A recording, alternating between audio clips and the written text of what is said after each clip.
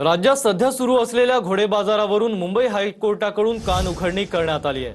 न्यायमूर्ती माधव जामदार यांनी ही कान उघडणी केली आहे। 10 वर्षांच्या मुलाचा मृत्यू होतो आणि विधानसभा कशावर चर्चा करत होती असा सवाल आता हायकोर्टाने उपस्थित केला आहे। पीठासीन अधिकाराच्या निवडणुकीवर विधानसभेत चर्चा सुरू होती। भारत सरकार सर्व नागरिकांना गुलाम बनवतंय अशी टिप्पणी आता हायकोर्टाने केली आहे।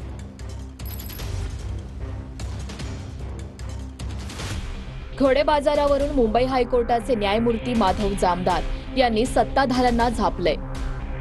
परवा 10 वर्षीय मुलाचा मृत्यू झाला, पण विधानसभेमध्ये पीठासीन अधिकाऱ्याच्या निवडणुकीवर आणि त्याच्या पक्षांतरावरच चर्चा होत होती। घोडे बाजार सुरू आहे।